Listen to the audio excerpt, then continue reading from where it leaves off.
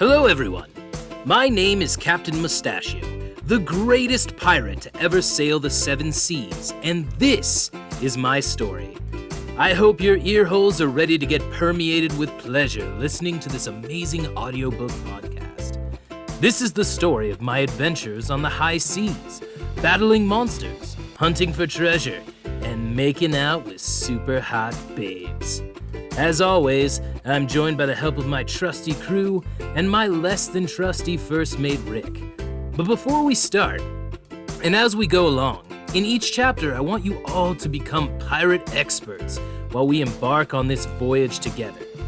So every week, I'm either going to give you an amazing fact about pirates that you may have not known before, or answer a question about pirates from a fan. Today, for our pirate fact of the podcast, we have a gentleman by the name of Victor who has a question for me. Victor asks, "Hi, Mustachio." Hey, Victor. Why is the poop deck called the poop deck? Okay, wow. So that's where this podcast is gonna be headed, huh? Victor got jokes, does he? Real mature. Well, what do you want me to say, Vic? Huh? That we poop on the deck? No. Okay, I think we all know that poop deck comes from the French word la poupe, which translates to the stern, which is the actual name of the back of the ship. So, why don't you grow up, Victor? Oh, but hey, I do got a fun story for you. Okay. So Wednesday night, we always make white bean chili for dinner, right? And Thursday morning is my first mate Rick's turn to swab the poop deck. So every Wednesday night, real late at night, a bunch of us climb up to we climb up to the crow's nest, and we lean over, and we sit on the edge. And we poop.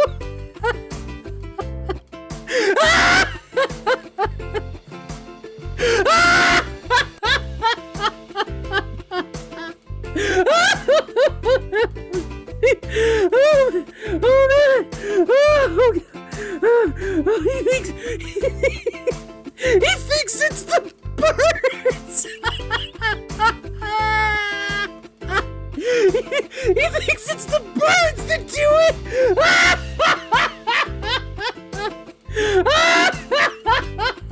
He's so dumb! He's so dumb! Oh, what an idiot!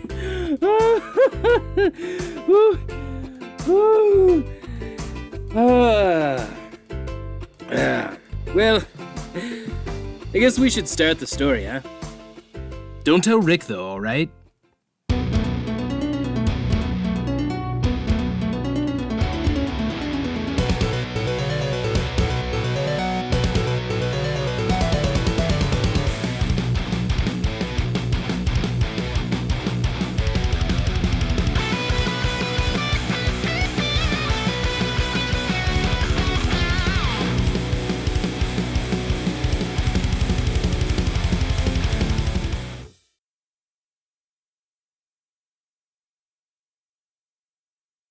And so begins the greatest pirate story never told, Myths and Mustaches. Chapter 1, Legends of the Stache. Long ago, on a cool Caribbean night, through the fog and moonlit seas, there stood in the distance a shadowy vessel. A hulking, creaking mass, built through blood and sweat, that drifted lazily across the blackened waters, donning an emblem of a black flag. Throughout history, sailing ships have always been compared to femininity and motherhood for their ability to guard passengers to their destination through the dangers of the open sea. But this particular vessel was a cruel and abusive mistress.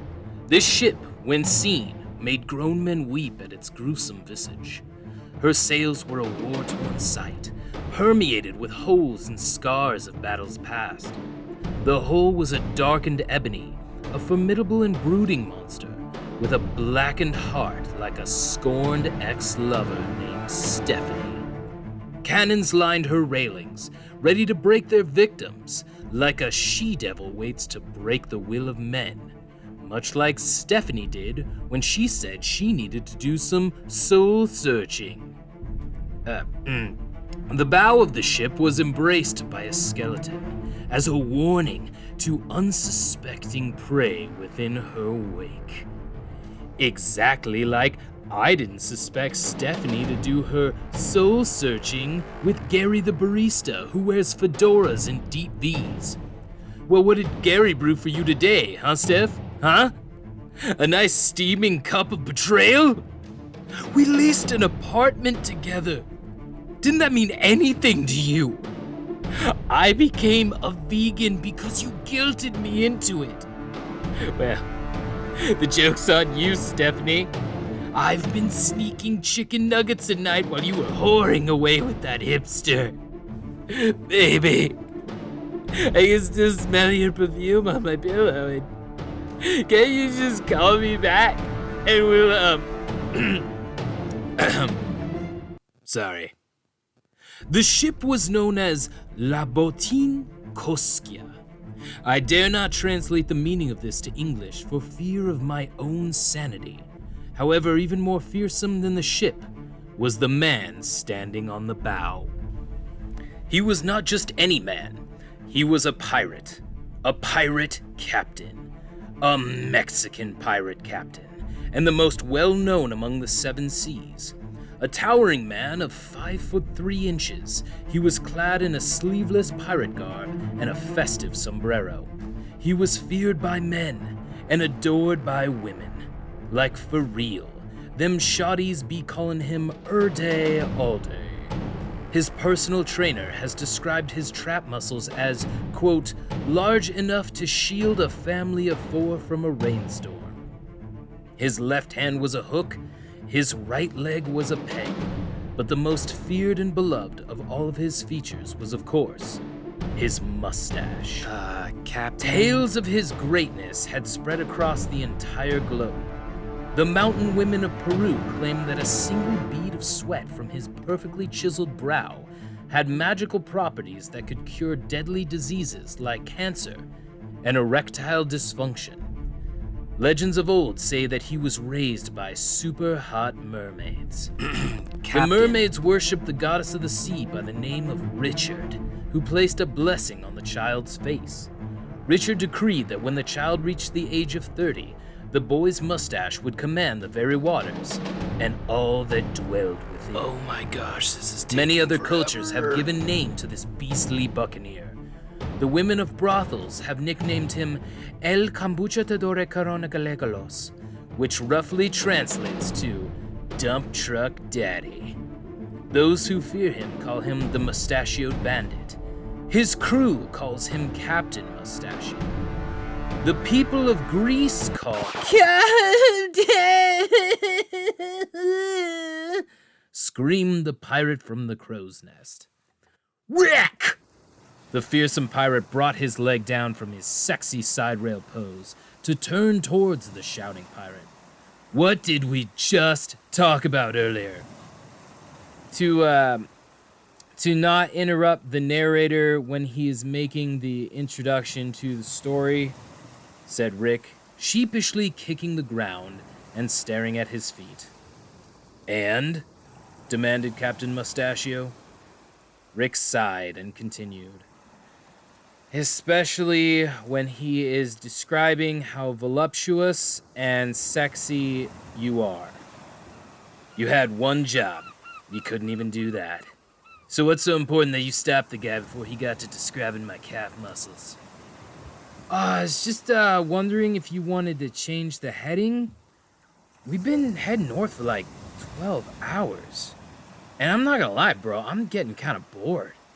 Pirate Rick slid down the shaft of the crow's nest and leaned over the starboard rail, sulking. You kidding me, Rick? You want to know if we could change direction from the direction I specifically told you to go? I swear, it's like you want me to tell you you're an idiot. grumbled Mustachio angrily. Rick's little pirate eyes welled up with tears. Oh, and another thing while we're riding this hate train, what kind of a Mexican pirate name is Rick? Huh? Couldn't have been like, oh, I don't know, Ricardo? Or literally anything else except maybe the whitest name ever, yelled Captain Mustachio. His face was turning purple with rage. Wow, okay, I'm sorry. My dad's name was Rick, alright? Sobbed Pirate Rick angrily. You're just so... Look, never mind. Look, I'm just feeling a little off because I haven't plundered or killed anyone in like a week. So, come on, Rick. Straighten up. Raise the sails. We have to keep heading north a little while longer, okay? Captain Mustachio patted the snot-nosed pirate on the shoulder. You heard him, men. Raise the sails, screamed Pirate Rick. The crewmen scurried about with their duties, while Captain Mustachio retired to his quarters. He poured himself a nightcap and sat near his desk, stroking his mustache. Oh my gosh, my mustache is surrounded by idiots, thought Captain Mustachio. I need a new first mate for sure. Rick is such a dillhole. Shouts erupted from above, and scrambling footsteps could be heard on the upper deck as a crewman yelled, Captain, a ship is approaching! Captain Mustachio raced to the hull and looked out over the sea to see the oncoming vessel. A smile fell on his lips, but you couldn't really tell because of his mustache. There she is, men. The SS Quietania. That's our prey, boys. Kill everyone on board. Find me that map, and take any pirate booty you find, smiled Captain Mustachio. I like booty, said a crewman. The other crew laughed hysterically. You shut up, you scurvy-ridden fish dicks. Let's get ready for attack, shouted Captain Mustachio, holding back his obvious amusement. Oi! Screamed the crew. They loaded their cannons, fastened their swords, and put on fake eye patches to look super fierce, even though they had both their eyes. The ship edged closer and closer, and the shadowy figures on board soon became uniformed soldiers.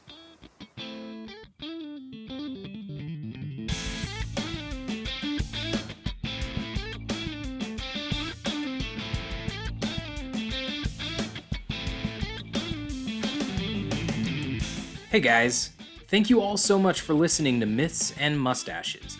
My name is Logan, and I am the creator, author, editor, and voice actor for Myths and Mustaches. The intro and outro music for Myths and Mustaches was performed and recorded by the very talented Max Faith. If you loved it like I did, go check out more of his stuff at maxfaith.bandcamp.com. That's maxfaith.bandcamp.com.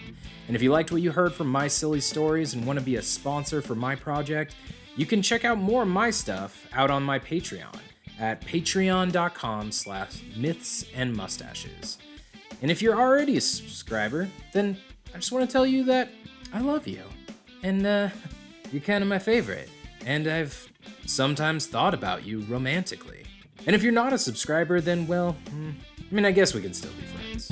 Again, thank you guys so much for listening and subscribing, and stay tuned for more piratey nonsense in the upcoming weeks.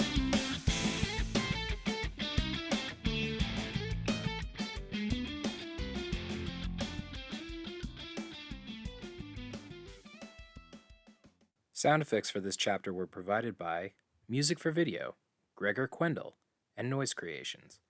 All of these creators and their content can be found at www.sapsplat.com.